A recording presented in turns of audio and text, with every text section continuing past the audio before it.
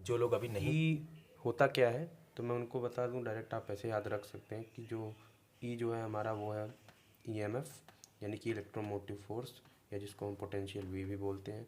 और इस उसी से अब यहाँ जो हमारा मैग्नेटिक म्यूचुअल इंडक्शन आएगा वो कितना हो जाएगा, वी इंटू टी यानी कि टाइम अपॉन आई यानी करंट। अब इसके बाद आपको पहले वी की डायमेंशन निकाल लेनी है जो कि डब्ल्यू बाई क्यू होती है, और डब्ल्यू होता है हमारा work done M L T minus two, and Q जो होता है हमारा चार्ज यानी कि आई इंटू टी होता है, तो ए बाई टी हो जाता है। तो उसके बाद एम एल टी, ये -3 हो जाएगा, ये A-1 हो जाएगा, ये हो जाएगी वी की यूनिट। अब यहाँ हम नीचे लिख सकते हैं क्या कि m बराबर हो जाएगा MLT-3, और ये एक टी मिल के क्या बन जाएगा, -2 बन जाएगा। A-1 और नीचे वाला ए है या फिर आई, दोनों को कुछ भी बोल सकते हैं इसको आप। तो ए, अब ए बोलिए या आई बोलिए, तो आई भी ऊपर आ जाएगा या ए भी, तो ये मिलके A-2 हो जाएगा।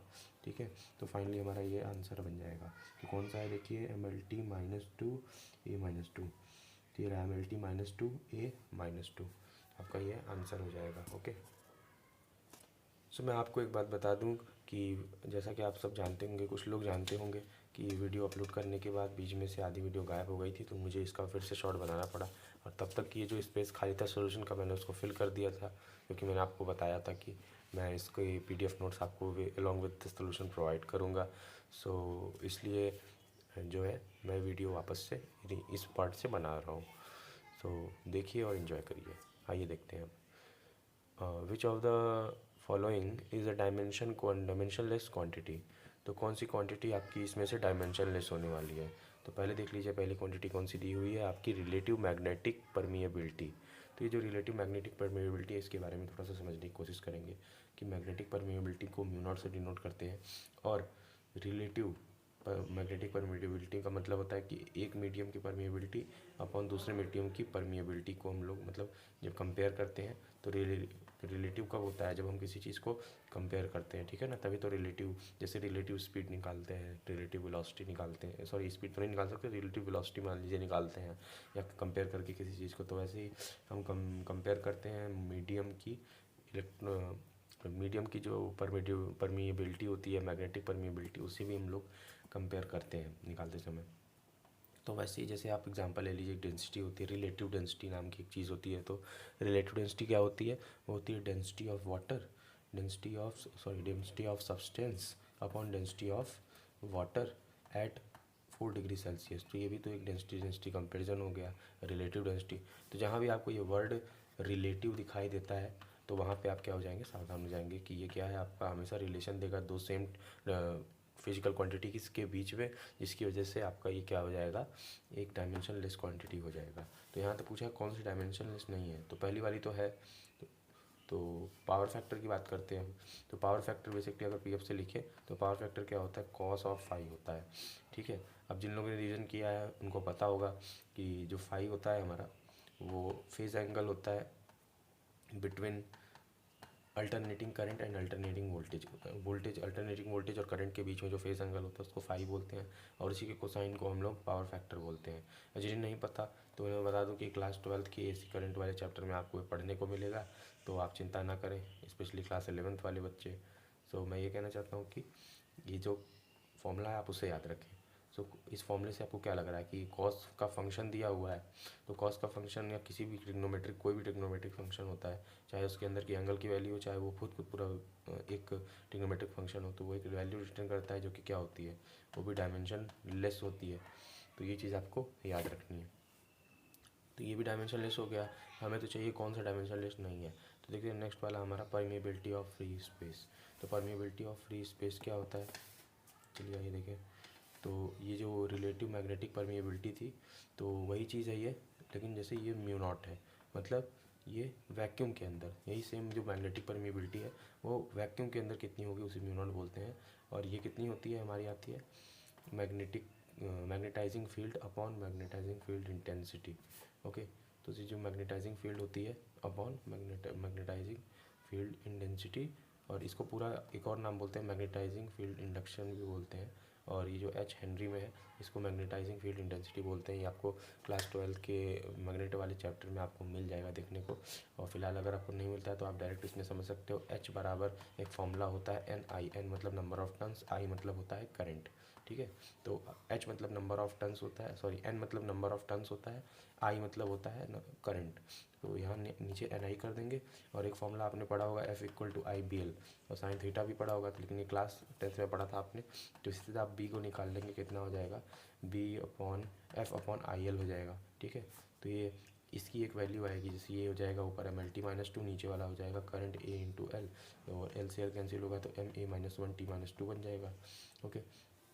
सो आप यहाँ पर देख सकते हैं M A minus one T minus two ऊपर रख दिया मैंने, A minus one T minus two, और नीचे रख दिया मैंने क्या, हेनरी के लिए एन आई यानी कि करंट ए रख दिया। तो ए से ए माइनस वन और ये मिल के A minus two, M A minus two बन गया, और ये टी माइनस टू बन गया, ओके, ठीक है।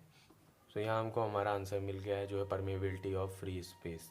क्यों? क्योंकि इसकी एक वैल्यू आ रही है हमें माइनस टू और टी माइनस टू, ऐसी कुछ वैल्यू आ रही थी इसकी। तो यानी कि इसकी कुछ डायमेंशन है। यहाँ पूछा था किस कौन डायमेंशनलेस नहीं है, which of the following is not a dimensionless quantity. तो ये डायमेंशनलेस नहीं है, ठीक है, आपको समझ आ गया होगा।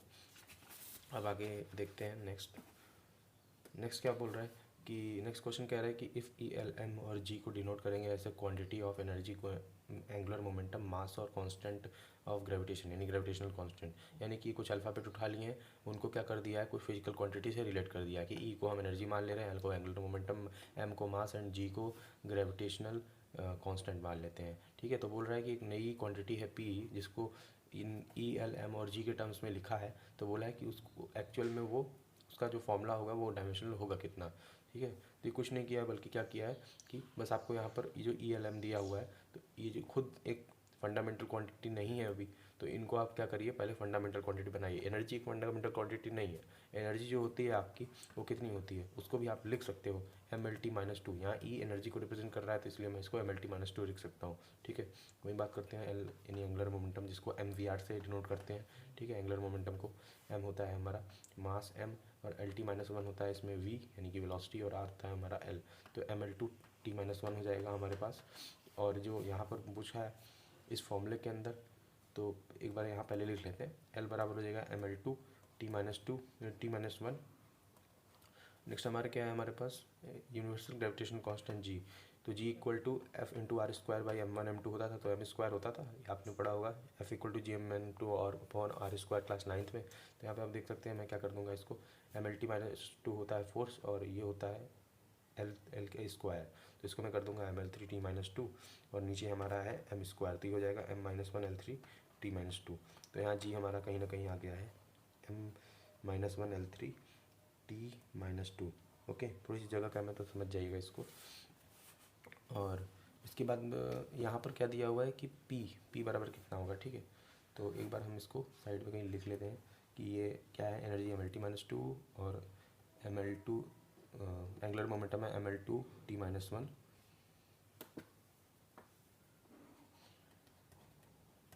ओके। तो ये जी हो जाएगा हमारा क्या, M minus one L three T minus two G हो जाएगा हमारा M minus one L three T minus two, और जो एंगुलर मोमेंटम एल है वो हमारा हो जाएगा M L two T minus one. और वही हमारा जो मैंने क्या बताया था आपको, ये एनर्जी आपको पता ही है M L two T minus one होता ही है, ठीक है, sorry M L two T minus two होता ही है। तो इसके बाद देख लेते हैं कि यहाँ पी में करना क्या है, पी की वैल्यू कैसे निकालेंगे। तो एनर्जी का पावर एक है, यहाँ पे एनर्जी का पावर एक ही रहने दीजिए, M L two T minus two. वहीं एंगुलर मोमेंटम का पावर एल का पावर टू है, तो यहाँ पे इसका स्क्वायर कर दीजिए, तो ये हो जाएगा एम टू एल की पावर फोर टी की पावर माइनस टू हो जाएगा, ठीक है। नेक्स्ट हमारा क्या है, नेक्स्ट है हमारा एम की पावर माइनस फाइव। तो ये मास खुद ही एक बेसिक क्वांटिटी है, तो इसको वन अपॉन में कर देते हैं। यहाँ ऊपर में पावर माइनस फाइव में है, नीचे जाएगी तो पावर फाइव में हो जाएगी। उम्मीद करता हूँ आपको ये फ्रैक्शन वाला और पावर वाला जो कॉन्सेप्ट है वो आता होगा पहले से। और ये जी है माइनस टू में है उसकी पावर यानी ग्रेविटेशनल कांस्टेंट की, तो इसको ये माइनस टू है तो इसको भी नीचे स्क्वायर में कर देते हैं, तो इसको ऊपर करने की कोई ज़रूरत नहीं है। तो इसको नीचे स्क्वायर में करेंगे तो क्या हो जाएगा, माइनस वन, इन इस पूरे का होल स्क्वायर करना पड़ेगा, तो होल स्क्वायर करेंगे तो ये हो जाएगा एम की पावर माइनस टू, एल की पावर सिक्स और टी की पावर माइनस फोर हो जाएगी, ओके। अब इसके बाद इसको क्या करेंगे, कट करेंगे। देखिए नीचे फाइव है और ये एम में पावर माइनस टू है, तो नीचे ओवरऑल एम की पावर हो गई हमारी थ्री, और एल सिक्स और टी माइनस फोर। अब ऊपर देखते हैं, ऊपर ये क्या है, एम स्क्वायर है और यहाँ पर क्या है, एम है, तो ये एम क्यूब हो गया ऊपर भी, और ये एल की पावर 4, एल की पावर 2 मिलकर एल की पावर 6 हो गया और टी की पावर -4 हो गया। तो देख सकते हैं कि यहाँ पे पूरा कैंसिल हो गया है और हमारा फाइनल क्या बचा है, m0 l0 और t0 बच रहा है। तो यहाँ पे हमारा क्या आ जाएगा, ये p का वैल्यू जो क्वांटिटी था एक्सप्रेस हुआ था इस टर्म में, तो वो आ जाएगा m0 l0 t0, तो ये डायमेंशनलेस है और यहाँ पर हम इसका आंसर डी हो जाएगा।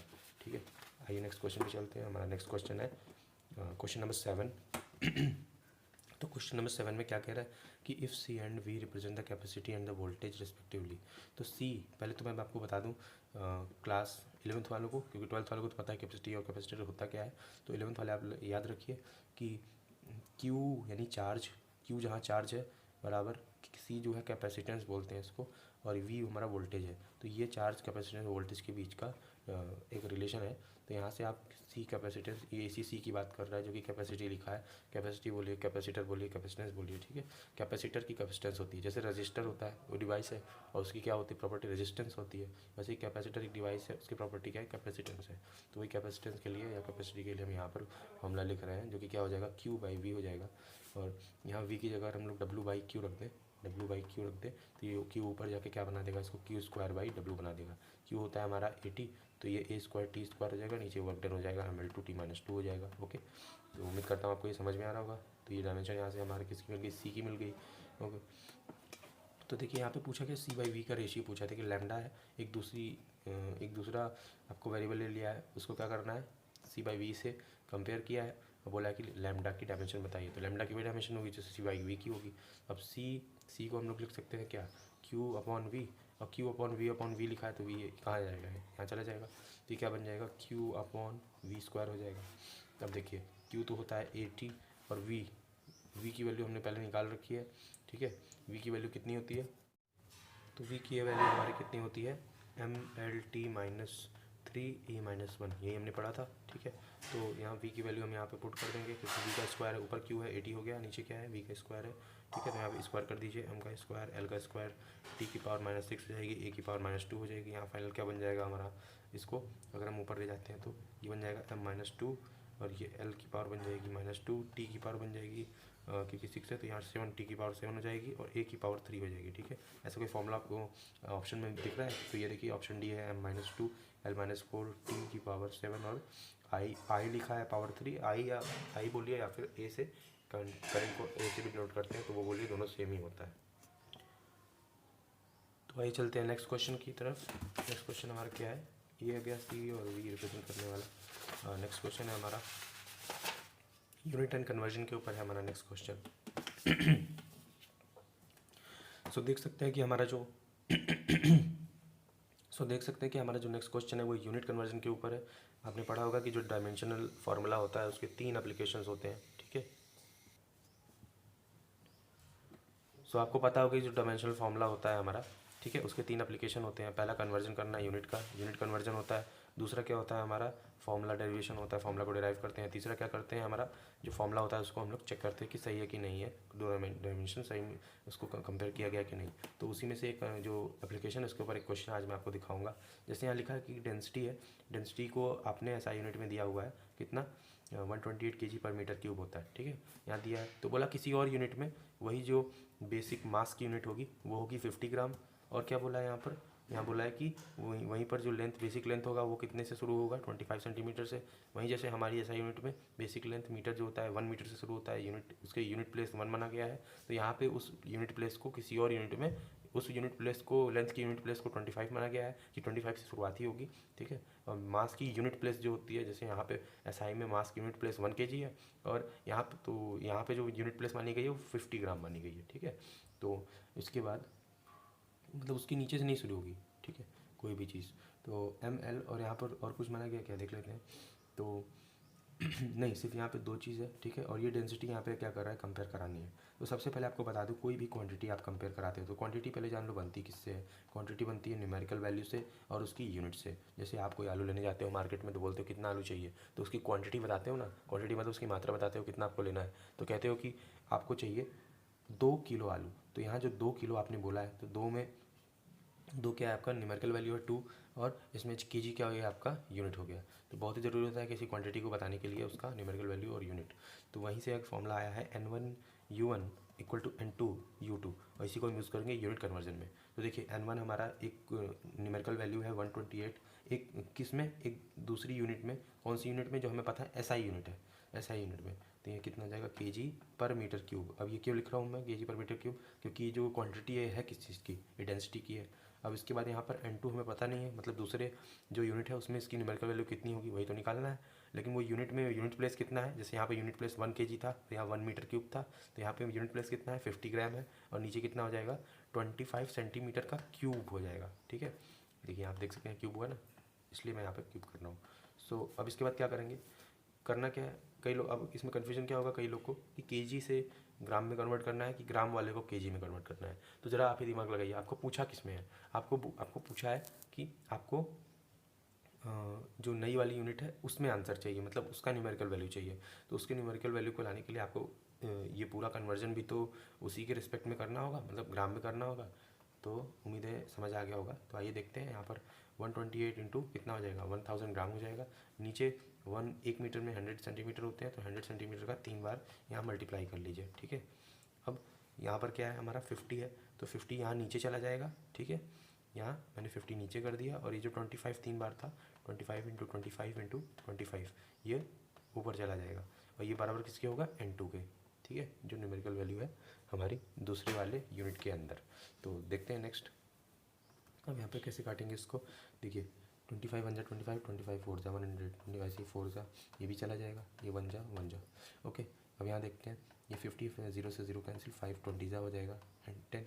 ठीक है, अब यहाँ 4 5 जा 20 कर देंगे, और 128 इंटू 5 देखते हैं कितना होगा, 5 8 जा 40, 5 2 जा 10, 4 5 जा 5 640, 640 बाई 4 4 जा 16 हो जाता है, तो 16 4 जा 64 होगा, और ये 40 हो जाएगा। तो हमारी न्यूमेरिकल वैल्यू कितनी आ जाएगी 40 आ जाएगी। तो दूसरे यूनिट में जो हमने एक नई यूनिट बनाई जिसका यूनिट प्लेस आपका 50 ग्राम होगा मास में, और उसका यूनिट जो लेंथ होगी आपकी, यूनिट मास 50 ग्राम था और यूनिट लेंथ कितनी है 25 सेंटीमीटर है, तो उसमें जो डेंसिटी आएगी आपकी वो 40 आएगी उसकी न्यूमेरिकल वैल्यू। ओके, तो आइए नेक्स्ट क्वेश्चन पे चलते हैं। नेक्स्ट क्वेश्चन हमारा क्या है, थोड़ा सा फैक्चुअल है। इसमें क्या बोल रहा है कि the rad is the correct unit use to report the measurement of. तो रेड जो होता है वो किस चीज़ की करेक्ट यूनिट है मेजरमेंट करने के लिए। तो देख सकते हैं यहाँ पर क्या है, ability of beam of gamma ray photon to produce ion in a target, मतलब कोई टारगेट है। ठीक है, जैसे रदरफोर्ड में था, तो गामा रेज होती हैं, उनके जो आयंस की आयंस प्रोड्यूस करने की टारगेट साइट पे आयंस प्रोड्यूस करने की जो एबिलिटी होती है उसको बोलते हैं, या फिर energy delivered by radiation to the target, या टारगेट पे जो एनर्जी रेडिएशन से निकली है, रेडिएशन मतलब जो हीट होती है, फॉर्म ऑफ हीट है, तो उससे निकलने वाली जो एनर्जी है उसकी क्वांटिटी को, यूनिट को हम रेड से दिखाते हैं, या फिर बायोलॉजिकल इफेक्ट ऑफ रेडिएशन से।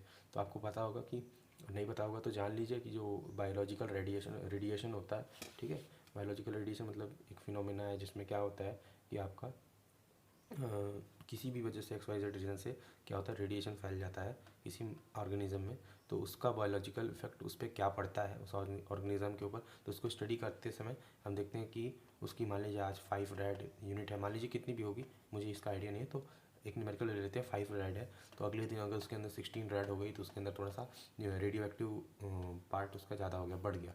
ठीक है, तो क्या होता है कि जो रेड है तो ये यूनिट क्या रिप्रेजेंट करती है, बायोलॉजिकल इफेक्ट रिप्रेजेंट करती है रेडिएशन का।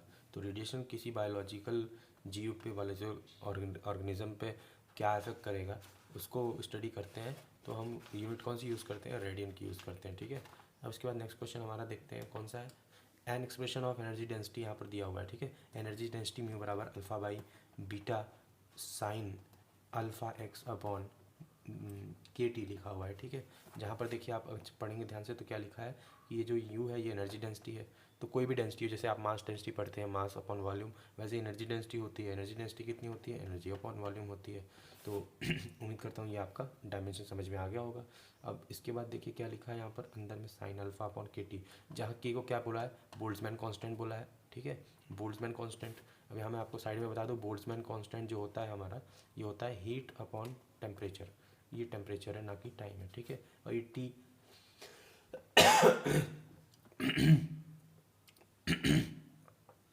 और ये जो टी है वो क्या रिप्रेजेंट कर रहा है, ये रिप्रेजेंट कर रहा है हमारा टाइम को, और एक्स है हमारा डिस्प्लेसमेंट यानी कि लेंथ है, ठीक है। एंड अब हम क्या है, अल्फ़ा बीटा क्या दिया है, कांस्टेंट दिए हुए हैं, और जो डायमेंशन ऑफ बीटा होगा वो कितना होगा। तो बीटा पता करने के लिए आपको क्या करना पड़ेगा, तो यहाँ सीधे सीधे आप देख सकते हैं एक चीज़ की जो साइन है, साइन एक ट्रिग्नोमेट्रिक फंक्शन है, और इसका जो वैल्यू आएगा after all M0 L0 T0 ही आएगा, तो बचा अल्फ़ा बाई बीटा है। अब यही जो इसकी जो फाइनल डायमेंशन होगी वही इस एनर्जी की डेंसिटी की भी डायमेंशन होगी, क्योंकि ये इक्वल है। यानी हम लिख सकते हैं कि अल्फ़ा अपॉन बीटा का जो डायमेंशन है उसको हम लिख सकते हैं एनर्जी यानी MLT-2 अपॉन वॉल्यूम है तो L3 हो जाएगा, इसको लिख सकते हैं ML-2 T-2।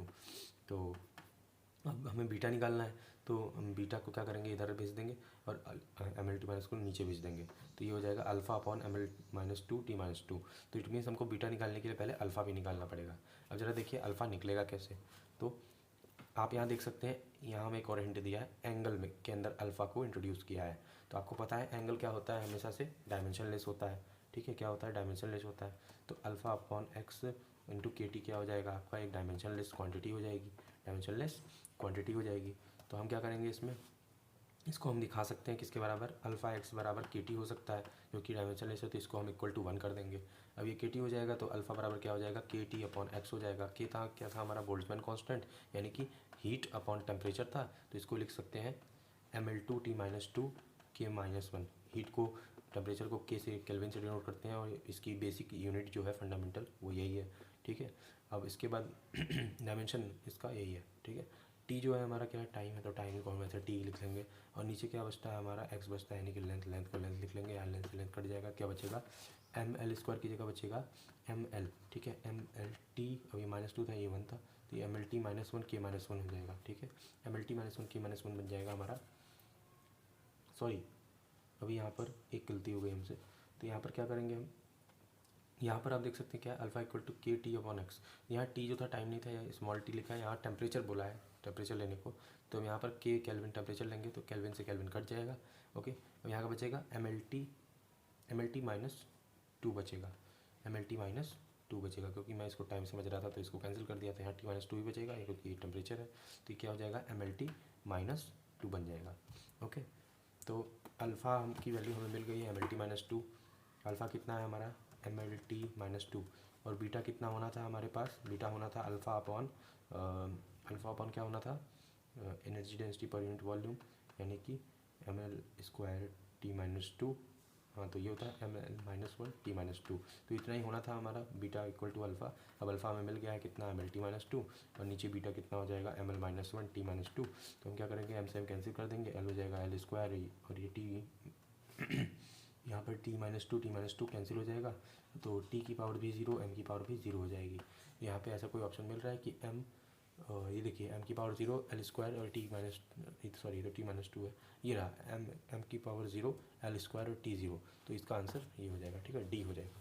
तो नेक्स्ट क्वेश्चन पे बढ़ते हैं। हमारा नेक्स्ट क्वेश्चन क्या है, हमारा जो नेक्स्ट क्वेश्चन है वो प्रिंसिपल ऑफ होमोजेनिटी के ऊपर है। तो प्रिंसिपल ऑफ होमोजेनिटी एक बार रिकैप कर लेते हैं। तो क्या होती है, ये कहती है कि अगर कोई भी दो क्वांटिटीज़ क्या हो रही हैं, क्वांटिटी 1 और क्वांटिटी 2 को हम लोग ऐड कर रहे हैं, सब्ट्रैक्ट कर रहे हैं, ठीक है, तो वो तभी पॉसिबल है जब उनका जो डायमेंशनल फार्मूला है दोनों का वो सेम होगा, ठीक है।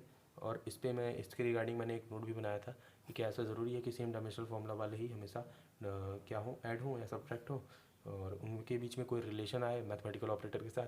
तो जी ऐसा नहीं हो सकता, आपको जी नहीं, ऐसा हो नहीं सकता। क्यों, क्योंकि अगर आप एग्जांपल लेते हैं, उसमें मैंने ये भी बताया था अपनी वीडियो में, पिछली वीडियो में वन शॉट वाले, कि जो टॉर्क टाउ होता है और जो आपका फोर्स एफ होता है, ठीक है, ये दोनों ही क्या है, सेम लग रहा है क्योंकि फोर्स है, तो दोनों की डायमेंशन तो सेम है, लेकिन ये एक वेक्टर क्वांटिटी है और वहीं ये एक स्केलर क्वांटिटी है, ठीक है। इसलिए कभी भी वेक्टर और स्केलर आपस में क्या नहीं हो सकते, रिलेट नहीं किए जा सकते। तो ये बात आपको याद रखनी थी। फिलहाल मैंने कहा था, फिलहाल मैं यहाँ था कि दो क्वांटिटीज़ हैं, ये होमोजेनिटी कहती है कि दो क्वांटिटीज़ हैं, क्वांटिटी 1 क्वांटिटी 2 या दो से ज़्यादा है, अगर वो आपस में सेम डायमेंशन में है तभी वो ऐड सब्ट्रैक्ट हो सकती हैं। तो इसका मतलब यहाँ पे अगर हम होमोजेनिटी का प्रिंसिपल लगाए तो P + A/V², यहाँ पे P जो है हमारा प्रेशर है और V हमारा वॉल्यूम है, A जो एक कांस्टेंट है, ठीक है। तो यहाँ पे A कांस्टेंट है, तो यानी कि पहली बात तो यहाँ क्या पूछा है, यहाँ पूछा है कि जो डायमेंशन होगी ए बाई बी का रेशियो पूछा है, ठीक है, उसकी डायमेंशन पूछी है। तो ए बाई बी का रेशियो निकालने के लिए ए और बी को हमें पता करना होगा। तो ए को कैसे पता करेंगे, देखिए यहाँ पर हमारा ये पार्ट ऐड हो रहा है, तो यानी ये दोनों पार्ट ऐड हो रहा है, इसका मतलब जो प्रेशर का डायमेंशन है वही ए बाई बी स्क्वायर का डायमेंशन है। तो प्रेशर होता है force upon area M L T minus two upon L square, तो M L minus one T minus two होता है प्रेशर, उसको इक्वल कर देंगे किसके, ए अपॉन वी स्क्वायर के। तो वी वॉल्यूम था, वॉल्यूम एल क्यूब होता है, एल क्यूब का स्क्वायर एल की पावर 6 हो जाएगा। तो यहाँ से इसको इधर ट्रांसफर करेंगे तो कितना हो जाएगा, एम एल की पावर 5 टी माइनस टू। तो ए हो गया एम एल की पावर 5 टी माइनस टू। वहीं जो बी है हमारा डायरेक्ट ये वी माइनस बी हो रहा है, तो इसका मतलब ये एट सब्ट्रैक्ट कब हो सकता है, जब सेम इसकी डायमेंशनल फार्मूला होती है। सेम कब हो सकता है ये, जब इसका सेम डायमेंशनल फार्मूला होता है। तो बी हमारा क्या हो जाएगा, एल क्यूब हो जाएगा। ओके, सो अब यहाँ पे ए बाई बी कर देंगे तुरंत, तो ये M L square T minus two बन जाएगा ए बाई बी का वैल्यू। अब देखिए ऐसा कुछ मिल रहा है कि एम एल स्क्वायर और सॉरी हाँ सही, तो M L square T minus two जैसा कुछ मिल रहा है। अब यहाँ पे क्या दे दिया आपको, अलग अलग वैल्यूज़ दे दी हैं। तो आप यहाँ डायरेक्ट क्या करेंगे, इन वैल्यूज़ को M L T minus two put करके निकालेंगे, ना कि M L T minus two को इनमें फिट करने की कोशिश करेंगे, वो ज़्यादा लंबा पड़ जाएगा। आपको डायरेक्ट इसमें क्या करना है कि अपनी बेसिक फंडामेंटल यूनिट्स को पुट करना है। सो आपको इसमें क्या करना है कि जैसे जितनी भी यूनिट आपको दी हुई है इसको क्या करना है कि M L T minus two के टर्म्स में लिखना है। जैसे मान लीजिए यहाँ थर्ड ऑप्शन है, तो मैं जल्दी से कर देता हूँ। तो अगर ये आंसर है तो ये कितना होना चाहिए हमारे हिसाब से, M L two T minus two होना चाहिए, ठीक है। तो आइए चेक करते हैं। प्रेशर होता है फोर्स अपॉन एरिया, तो फोर्स हो जाएगा M L T minus two upon area कितना हो जाएगा हमारा एरिया हो जाएगा हमारा L2 और वही वॉल्यूम हो जाएगा L3, ठीक है। इसको यहाँ से कैंसिल कर देंगे तो ये बन जाएगा ML2 T माइनस टू। तो ये जी हाँ, ये हमारा आंसर हो जाएगा। तो ऑप्शन हो जाएगा ऑप्शन सी हमारा आंसर हो जाएगा, ठीक है। अब नेक्स्ट देखते हैं, हमारा जो क्वेश्चन है वो एरर एनालिसिस परसेंटेज एरर और रिलेटिव एरर के ऊपर क्वेश्चन है, ठीक है। तो उस क्वेश्चन को देखते हैं। तो नेक्स्ट वाला 12th है, लेकिन मैं आपको पहले 13 बताना चाहूँगा, ठीक है। तो देखिए 13 क्वेश्चन दे रखा है कि z इक्वल टू कोई क्वांटिटी ए है, उसका पावर है स्क्वायर में, और कोई क्वांटिटी बी है उसका पावर क्यूब में है, और नीचे क्या है उसका पावर, कोई क्वांटिटी उसका पावर 4 है। तो इसका हम रिलेटिव एरर कैसे लिखा जाता है, ठीक है। तो z का रिलेटिव एरर आप कैसे डिनोट करोगे, z del z upon z, del मतलब है change in z upon z, ठीक है। तो उसके बाद इसको कैसे लिखेंगे, तो जो पावर है आपको बस कुछ नहीं करना, क्या करना है इसमें, पावर को नीचे उतारना है, पावर को नीचे उतारना है, ठीक है। और साइन के साथ उतारना है, साथ उतारना है, ठीक है। पावर क्या है, 2 है, साइन के साथ उतार दीजिए, कितना हो जाएगा ये हमारा 2 into del A by A. Next क्या है हमारा plus 3 del B by B, और प्लस फाइनल हमारा। अब आप कहोगे कि इसको पावर सी को ऊपर लेके जाओगे तो पावर क्या हो जाएगी, -4 हो जाएगी। तो नहीं, इसको जैसे लिखा है एज इट इज़ आपको उतारना है, ठीक है। अगर ये पावर -4 यहाँ लिखी होती तब हम -4 बाहर उतार सकते थे, और यहाँ पे अभी क्या लिखी हुई है, पावर 4 लिखी हुई है। तो हम क्या करेंगे इसमें 4 ही उतारेंगे एज इट इज़, ठीक है, del C by C. Okay, उम्मीद करता हूँ आपको ये समझ में आया होगा। हो सकता है कि अगर ये a-2 होता तो अब यहाँ पे आप लिख सकते थे -2 डेल ए बाई ए, लेकिन ऐसा कुछ हो नहीं रहा है, तो आप यहाँ पर क्या करोगे, ऐसा कुछ नहीं करोगे, ठीक है। चलिए आगे बढ़ते हैं नेक्स्ट क्वेश्चन पे।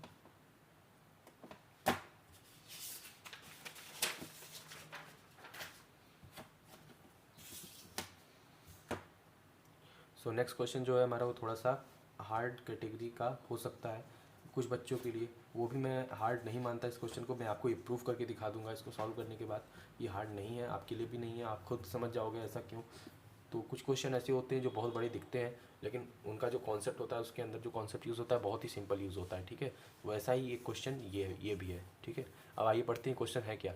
अ student determine the Young's modulus of the elasticity using the formula. तो इस फॉर्मूले को यूज़ करके उसने इलास्टिसिटी निकाली, ठीक है। और उसमें जी जो है हमारा ग्रेविटेशनल कांस्टेंट है, और बिना किसी सिग्निफिकेंट एरर के उसने जो ऑब्जर्वेशन है वो ऐसी निकाली है। मतलब इसमें ये मान के चल रहे हैं कि एरर जो होता है प्लस माइनस वाला एरर जो यहाँ पे ऐड करते हैं वो इसमें नहीं है।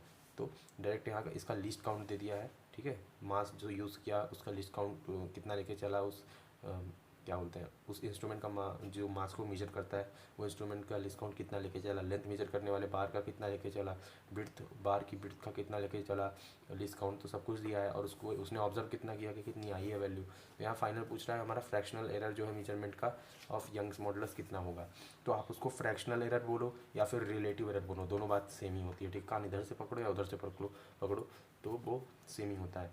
तो डेल वाई बाई वाई फिर से हमें निकालने को बोला है, तो डायरेक्ट आप देख सकते हैं अभी अपने एक क्वेश्चन पीछे मैंने कराया था, ठीक है।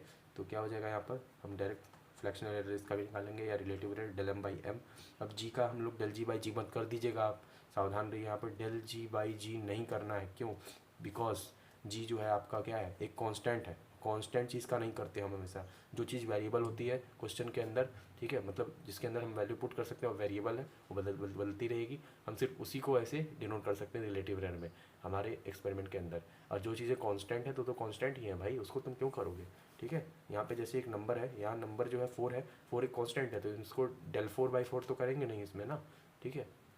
और अगर आप कर भी लेते हो तो 4 - 4 तो 0 होता है, तो वैसे भी 0 हो जाएगा। सेम केस है ए जी के लिए भी, बस ये आपको एक अल्फ़ाबेट में दिख रहा है तो आप यहाँ पर कन्फ्यूज़ मत होना, ठीक है। तो कोई भी कांस्टेंट को आपको यहाँ पर नहीं लिखना है, यहाँ से वेरिएबल लिखेंगे। अब देखिए 3 है into del L by L हो जाएगा, plus del V by B हो जाएगा जो ब्रिड्थ है, plus 3 into del D by D हो जाएगा, और final del psi by psi हो जाएगा, ठीक है। डेल साई बाई साई हो जाए, सॉरी ये साई होगा, ठीक है। डेल साई बाई साई, थोड़ा अच्छे से लिख लेते हैं एक बार इसको, लाइट आ रही है बहुत ज़्यादा इसके ऊपर, ठीक है। अच्छे से लिख लेते हैं, देखिए अब क्या है हमारा, एक बार फिर से लिख लेंगे। डेल वाई बाई वाई बराबर हमारा कितना होता है, सॉरी ये गामा है, तो डेल गामा बाई गामा बराबर कितना हो जाएगा हमारा, del M by M plus 3 del L by L plus del B by B plus del 3 del D by D plus del psi by psi. तो अब इसमें क्या करेंगे हम लोग, जो ऊपर की क्वांटिटी आपकी डेल यानी चेंज वाली है वो हमेशा आपके लीस्ट काउंट को दिखाती है, ठीक है। आप लीस्ट काउंट को रिप्रेजेंट करती है कि कितना लीस्ट काउंट बनेगा, और जो नीचे वाली क्वांटिटी एम है और वैसे एल यहाँ भी जितनी भी डिनोमिनेटर वाली क्वांटिटी है वो क्या रिप्रेजेंट करती है, ये तो हो गया एन क्यू मतलब न्यूमरेटर की क्वांटिटी, और जो डिनोमिनेटर की क्वांटिटी है वो दिखाती है मीजर्ड वैल्यू, मतलब आपने मीजर कितना किया, वो तो उसका लीस्ट काउंट हो गया ऊपर वाला, और नीचे वाला क्या है उसकी मीजर्ड वैल्यू, आपने मीजर कितना किया उस ऑब्जेक्ट को। तो मास है तो मास को कितना, लेंथ को कितना, ब्रेड्थ, और ये क्या है डी है, डी क्या था इसमें, डी हमारा था डिप्रेशन कितना है, ठीक है। तो ये सब मेजर किया, और साई, सॉरी ये साई है डिप्रेशन, और डी है लेंथ थिकनेस ऑफ रॉड।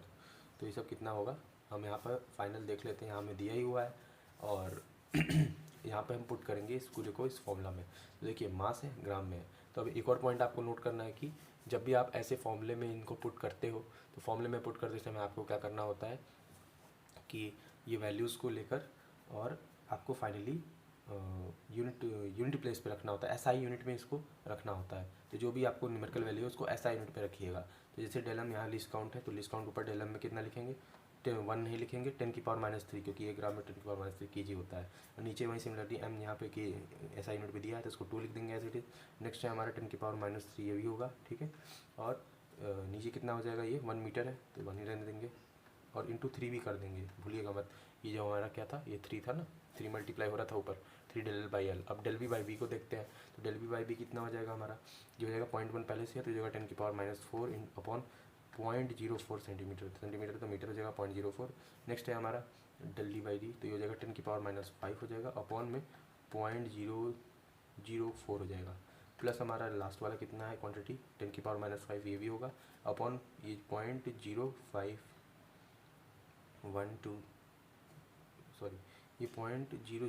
होगा, ओके 0.00 क्योंकि 5 मिलीमीटर है तो ये कितना होगा 5 × 10⁻³ मीटर, तो 0.005 हो जाएगा, इसको सही से कर लीजिएगा, ठीक है। और कहीं मिलीमीटर था नहीं था तो यहाँ पे ये चीज़ हो जाएगी। अब फाइनली जब इसको आप ऐड करोगे तो आंसर कितना आएगा आपका 0.0155। मैं यहाँ डायरेक्ट कर दे रहा हूँ, आप आराम से इसको सॉल्व करके कर सकते हैं, ठीक है, कोई दिक्कत नहीं, कोई प्रॉब्लम नहीं, बहुत ईजी हो जाएगा। अब नेक्स्ट क्वेश्चन को देखते हैं जो हमारा आज का लास्ट क्वेश्चन है, बहुत इंपॉर्टेंट है, लास्ट बट नॉट लीस्ट।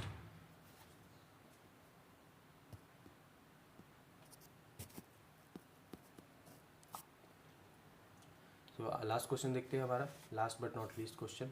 तो वो क्या है, रजिस्टर के ऊपर है। अब रजिस्टर के ऊपर जो क्वेश्चन है बहुत सिंपल और सोबर आता है, बहुत ईजी आता है, ठीक है। तो रजिस्टर के ऊपर जो क्वेश्चन है आइए देखते हैं वो क्या कह रहा है। तो रजिस्टर में बोल रहा है कि आपका R1 रजिस्टर है, ठीक है, जिसका एक वैल्यू आया है कितना 4 प्लस माइनस उसमें एरर, ये मेजर्ड वैल्यू है, ये इसका एरर हो सकता है। और दूसरा वैल्यू है रेजिस्टेंस का, वो है हमारा 4 प्लस माइनस का 0.4 ओम, ठीक है, ओम इसकी यूनिट है, ठीक है। अब इसके बाद क्या करना है आपको, इसको पैरेलल कॉम्बिनेशन में कनेक्ट करना है। तो कैसे आप इसका आर इक्वलेंट निकालोगे, तो देखो जो पैरेलल में आर इक्वलेंट आता है डेल आर इक्वलेंट, ठीक है। तो जो पैरेलल में आर इक्वलेंट आपको पैरेलल में निकालना है उसको, क्योंकि यहाँ पर जो नॉर्मल रेजिस्टेंस है उसमें भी एक नॉर्मल यूनिट जो मेजर्ड यूनिट है वो दी है, साथ में एरर दिया है। तो कहीं ना कहीं पैरेलल में आने के बाद भी, पैरेलल में मेजर करने के बाद रेजिस्टेंस जो आएगा उसका भी एक नॉर्मल जो है आपका मेजर्ड वैल्यू होगा उसका, और एक क्या होगा उसमें आपको एरर ऐड करना पड़ेगा, ठीक है। तो हम पहले एरर को कैलकुलेट कर लेंगे, मेजर्ड वैल्यू तो आराम से कैलकुलेट हो जाती है। तो यहाँ पे जो आर इक्विवेलेंट का पैरेलल कॉम्बिनेशन में मेजर्ड वैल्यू है वो तो एज डायरेक्ट आप जैसे पैरेलल में रेजिस्टेंस को निकालते थे, तो ये दो मेन जो आपकी मेजर्ड वैल्यू यहाँ पे दी हुई हैं, तो इन्हीं दोनों मेजर्ड वैल्यू से आप मेन जो है आर इक्विवेलेंट निकाल लोगे, जो कि मेजर्ड वैल्यू का रेजिस्टेंस इक्विवेलेंट हो जाएगा, ठीक है। तो मतलब ये 4 और 4 से ही R1 R2 को लेके आप डायरेक्ट पैरेलल कॉम्बिनेशन का फॉर्मूला लगा के ये निकाल सकते हैं। और ये जो एरर है आपका, एरर के लिए आपको क्या करना है, इस पूरे को लेना होगा। तो आइए सबसे पहले जो इजी वाला टारगेट है उसे कंप्लीट करते हैं। तो मेजर्ड वैल्यू वाला आर इक्विवेलेंट कैसे निकालेंगे, तो ये जगह 1/R इक्विवेलेंट बराबर 1/R1 प्लस 1/R2। तो यहाँ R1 R2 कितना है बेसिकली, तो R1 को 4 ओम लेंगे और R2 को कितना लेंगे, उसको भी 4 ओम लेंगे, यहाँ ओम हटा देता हूँ मैं। तो ये फाइनल हो जाएगा 2/4 और आर इक्विवेलेंट हमारा बन जाएगा 2 ओम, ठीक है। तो आर इक्विवेलेंट तो 2 ओम आ गया। अब इसके बाद हमको ये तो मेजर्ड वैल्यू आ गई जो फाइनल रेजिस्टेंस का इक्विवेलेंट रेजिस्टेंस पहले कॉम्बिनेशन का होगा। अब हमें क्या करना है, उसका एरर भी तो उसमें कुछ आएगा, ठीक है, क्योंकि दोनों रेजिस्टेंस के अंदर कुछ ना कुछ एरर था। तो फाइनली जब वो लोग जुड़ेंगे तो आपस में उसमें एक नया एरर भी तो प्रोड्यूस होगा। तो उसको कैसे निकालेंगे, उसका फॉर्मूला बहुत सिंपल सा है, डेल आर इक्विवेलेंट है अपॉन आर इक्विवेलेंट का होल स्क्वायर बराबर कितना होगा, डेल R1 अपॉन R1 का whole square plus del R2 upon R2 का स्क्वायर। तो ये चीज़ आपको करनी है। अब डेल आर इक्विवेलेंट वही फाइनल रेजिस्टेंस जो आपका पैरेलल कॉम्बिनेशन में आएगा उसका एरर है, ठीक है, ये डेल आर इक्विवेलेंट। और जो आर इक्विवेलेंट आपने अभी नॉर्मल कैलकुलेट किया एकदम नॉर्मली दोनों की मेजर वैल्यू के साथ, तो वो आर इक्विवेलेंट ये है। और ये डेल R1 क्या है, जो R1 आपने लिखा था, R1 में जो एक मेजर्ड वैल्यू थी प्लस माइनस के बाद जो एक एरर थी, तो ये जो डेल R1 की एरर है ये डेल R2 की एरर है, ठीक है, मतलब रेजिस्टेंस 2 की एरर है। और नीचे उनकी जो मेजर्ड वैल्यू थी वो दी हुई है R1 और R2, ठीक है। उम्मीद है आप कन्फ्यूज़ नहीं हुए होंगे, ठीक है। तो अब ये डेल आर इक्विवेलेंट को यहाँ पे डायरेक्ट लिख लेंगे। यहाँ पर कितना होगा, ये कितना था 2, तो 2 का स्क्वायर क्या हो जाएगा 4, यहाँ 4 कर लीजिए। अब यहाँ ब्रैकेट के अंदर डेल R1 यानी पहले की एरर कितनी आई थी 0.4 आई थी, अपॉन R1 कितना था 4 ओम था मेजर्ड वैल्यू रेजिस्टेंस 1 का। अब 4 का स्क्वायर 16 हो जाएगा, सिमिलरली यहाँ पे 0.8 हो जाएगा और ये भी 16 हो जाएगा। अब इसको सॉल्व करेंगे तो यहाँ पर हम साइड में सॉल्व करते हैं। यहाँ पे कितना आएगा 1.2 अपॉन 16 हो जाएगा और इंटू 4 मल्टीप्लाई करेंगे, 4 1 जा 4, 4 4 जा 16, ये बन गया 4 3 जा 12, 0.3। तो फाइनली हमारा जो डेल आर इक्विवेलेंट यानी कि जो फाइनल पैरेलल कॉम्बिनेशन की जो एरर आएगी वो 0.3 ओम की आएगी, ठीक है। अब जो फाइनल हमारा रिजल्ट है, फाइनल रिजल्ट है उसको कैसे लिखेंगे, उसको लिखेंगे डेल आर इक्विवेलेंट जो हमारा पैरेलल कॉम्बिनेशन पी का है वो कितना होगा, उसको दो तरीके से लिखेंगे, उसकी मेजर्ड वैल्यू प्लस माइनस उसकी जो एरर है, एरर भी, तो एरर हमारी 0.3 आई है और मेजर्ड वैल्यू कितनी आई थी, जो normal measured value R1 R2 की मेजर्ड वैल्यू से निकालें वो है 2। तो हमारा फाइनल आंसर कितना हो जाएगा 2 प्लस माइनस का 0.3 ओम। तो उम्मीद करता हूँ ये बहुत ही ईजी था और आपको समझ भी आ गया होगा। सो अगर आपको ये वीडियो अच्छा लगा तो वीडियो को लाइक और चैनल को सब्सक्राइब करके जाइएगा।